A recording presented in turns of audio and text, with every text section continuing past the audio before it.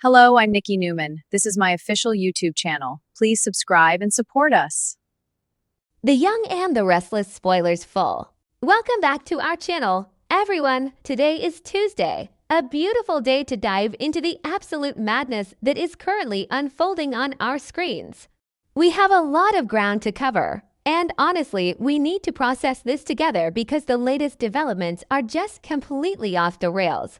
Let's just jump straight into the chaos. So, we really need to talk about Nick and Adam right now. And I mean, we need to seriously sit down and talk about them. Because what we just watched happen is probably one of the most insane, heartbreaking, and frankly infuriating things the writers have done in a very long time. Look, we all knew Nick was spiraling. We saw the signs for weeks. The show has been dropping these heavy-handed hints everywhere about his painkiller addiction. But did any of us actually think it would go this far? Honestly, no. I really thought this was going to be your standard soap opera intervention storyline. You know how it usually goes.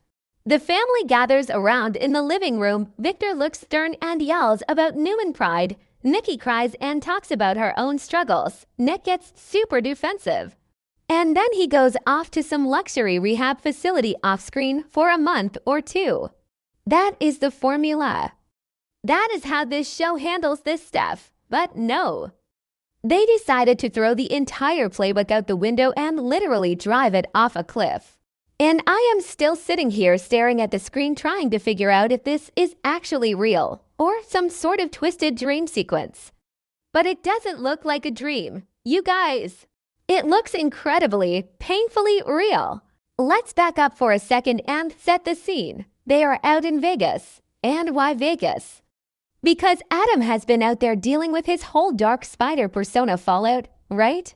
So the energy is already super dark and gritty. It is already tense. Chelsea is back home feeling all this friction because Adam just cannot shake this dark cloud over him. And into this mess walks Nick. But Nick is not the golden boy moral compass right now. Nick is completely out of his mind on these painkillers. He cannot resist the pills. He is literally popping them constantly. His body is completely dependent on them at this point, and he is just chasing that numbness. And the craziest part is the denial. He is lying straight to Adam's face. He is acting like he is fine, like he just has a headache or whatever. But he is completely loaded. And that brings us to the actual night of the crash. It is pitch black. They are out in the desert. And Nick insists on driving. Nick, who can barely keep his eyes open, decides he needs to be behind the wheel. He lies to Adam, tells him he is good to go, and gets in the driver's seat. And here is where I have to just rant for a second. Adam is sitting in the passenger seat. Adam, the guy who is usually the sharpest, most cynical, and trusting guy in the room. Why is Adam letting Nick drive? That is the first thing that made me scream at the TV. Adam knows Nick is messed up. He can see it. He can see the sweat, the heavy eyelids, the erratic behavior. Adam repeatedly demands that Nick pull over and switch places. He keeps telling him, "Let me drive, you are not okay." But Nick is stubborn. Nick is that classic Newman stubbornness dialed up to 100 because of the drugs. He refuses. He just flat out refuses to give up control. And maybe I am being too harsh on Adam here. Maybe he didn't want to cause a physical fight in a moving car. But come on, you grab the wheel. You pull the emergency brake. You do something. But he doesn't. He just sits there in a state of absolute anxiety, begging his brother to stop. So they are driving, and it is just terrifying to watch. Nick's body simply cannot maintain consciousness. He is fighting these incredibly heavy eyelids. His motor skills are completely shot. The car is swerving. The headlights are cutting through the pitch-black Vegas desert, illuminating absolutely nothing but empty road and rocks. And you just know something terrible is coming. You can feel it in the pit of your stomach. The pacing of the scene is just agonizing. It feels like it goes on forever. Just Nick nodding off, Adam yelling at him, the car jerking back into the lane. It is a complete nightmare. Then it happens. The moment of no return, the cliff. It just comes out of nowhere in the dark. The headlights suddenly illuminate this massive, unforgiving wall of solid rock right in front of them. And Nick doesn't even have the reflexes to hit the brakes in time. He just doesn't. His brain is so fogged up by the drugs that he probably didn't even register what was happening until it was a second too late. The car violently slams into the cliff. And the sound of it, guys, the sound of the metal crunching and folding in on itself is going to haunt me. It was so loud and so brutal. The entire front end of the vehicle just crumples like it is made of cheap tin foil. But it doesn't stop there. Because of the speed and the impact, the momentum forces the car up. The car flips. It literally launches and flips entirely upside down. It is this horrifying, slow-motion disaster where you just watch this heavy machine tumble through the dark air. It lands on its roof with this sickening, heavy thud that shakes the ground. And then, because things weren't already bad enough, because the writers apparently decided to just go fully traumatic, the car explodes. It just erupts into flames. A massive fireball lighting up the desert night. And for a second, a long, agonizing second, you think they are both dead. There is no way anyone survives an impact like that followed by an explosion, but Adam does. Somehow, Adam forces his way out of the wreckage. And this is where the scene shifts from a crazy action sequence to pure, devastating horror. Adam is out. He is breathing. He is coughing up smoke. But he realizes Nick is still inside. Nick is trapped in this burning inferno. Adam doesn't even hesitate. He rushes back into the flames. He drags Nick out of the burning wreckage, and the visual here is just. It is a lot. It is really hard to watch. Nick is covered in blood. It is everywhere. His face, his clothes. You guys know this show usually shies away from showing too much actual gore, but they went all in for this scene. Nick's body is mangled. He is limp.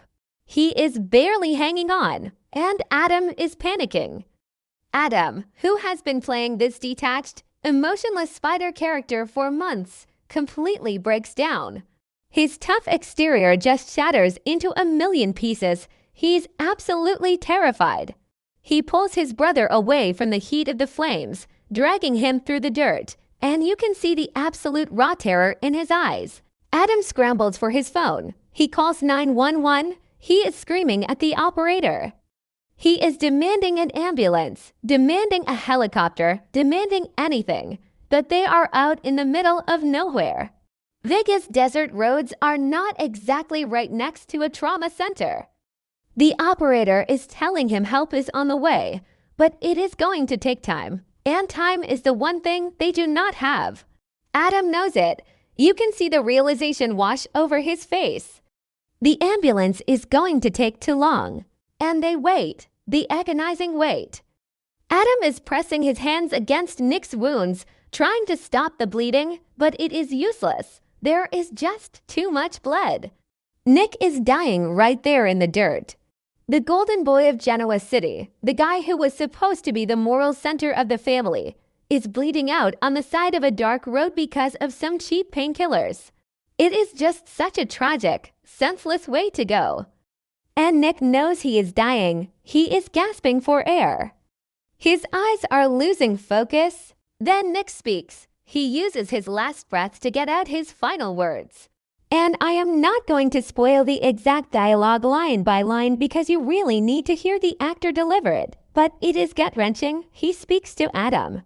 After years and years of hating each other, fighting each other, sabotaging each other, in the end, it is just the two of them in the dark. Nick says his final words, maybe finding some kind of peace, maybe giving Adam a warning, or maybe just saying goodbye. And then he is gone. He just slips away. The life literally leaves his eyes. Adam just loses it. He completely loses his mind. He screams Nick's name into the dark. It is this raw, animalistic scream of pure, unfiltered grief. It echoes out into the empty desert. and it is just chilling. The episode basically ends on that scream, leaving us staring at Adam covered in his brother's blood, holding his lifeless body. And honestly, I am still shaking just talking about it. What were the writers thinking? Who actually believes this is going to end well for anyone? Let's zoom out for a second and look at the bigger picture here. Think about Victor and Nikki back in Genoa City. Right now, at this exact moment, Nikki is terrified about Nick's addiction. She knows he is spiraling. She has a long history of alcoholism, so she knows exactly what demons Nick is facing. She and Victor are literally teaming up, putting their differences aside, to plan an intervention. They are desperately trying to figure out how to save their son, and they have no idea. They have absolutely no idea that he is already dead. When that phone call comes, when Victor gets the call that his son is dead, I cannot even imagine the fallout. It is going to destroy Nikki. It might actually break Victor Newman. And what about Sharon and Noah? This is where the timing of the show is just exceptionally cruel. Right now, Sharon and Noah are in extreme mortal danger themselves. They are caught in Matt Clark's explosive revenge plot. They might be locked in an abandoned gas station with a bomb, fighting for their own lives. Imagine them surviving Matt Clark's terror, finally getting out alive, only to be told that Nick is dead.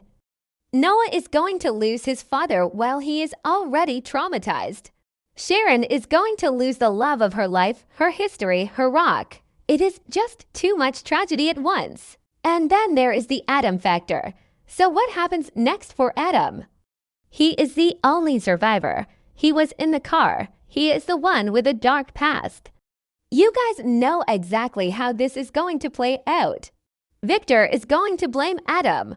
Genoa City is going to blame Adam. They are going to say Adam let him drive. Or worse, they are going to accuse Adam of causing the crash on purpose. Adam was already struggling with his dark side, and this trauma is going to push him right over the edge. Chelsea is already feeling the friction with him, and now he is going to come home covered in his brother's blood, carrying this massive guilt. It is going to destroy their relationship. Meanwhile, you have all this other stuff happening in town that just feels so trivial now.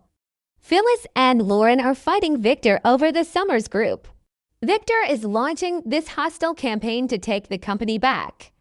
How is Victor going to care about a corporate takeover when his son is dead? He is going to drop everything.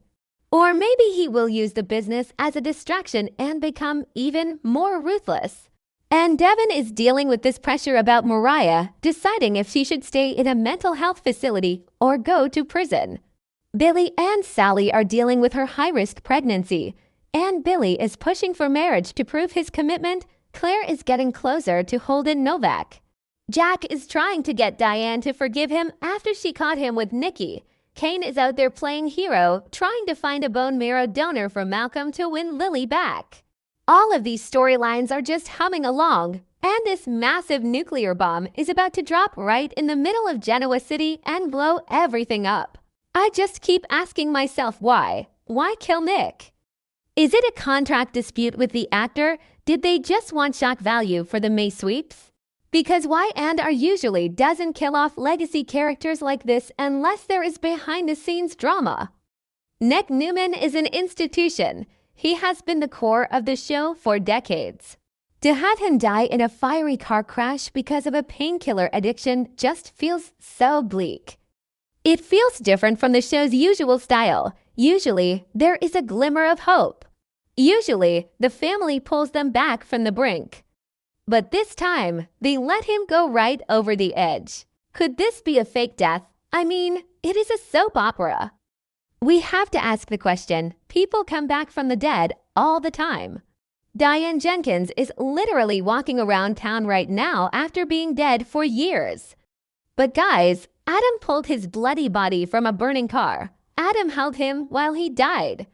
Unless Adam is hallucinating the entire thing because he is also on drugs or hit his head in the crash, it is really hard to see how they walk this back. If Nick is really dead, the landscape of The Young and the Restless is changed forever. Maybe I am being too dramatic. Okay, that sounded dramatic, but you get what I mean? When you invest years into watching a character grow, make mistakes, build a family, and then you see them die senselessly in the dirt, it hurts. It honestly hurts. The fans on social media are already losing their minds. My timeline is just a mess of people crying, threatening to boycott the show, and demanding answers. So yeah, that is where we are at. A completely chaotic, devastating tragedy. Nick Newman is dead. Adam is traumatized. The Newman family is about to be shattered into a million pieces. We will just have to wait and see how the ripple effects hit Genoa City next week. I am going to need a lot of coffee to get through the next few episodes. Let me know what you guys think in the comments. Are you as devastated as I am? Do you think it is a fake out? Let's talk about it.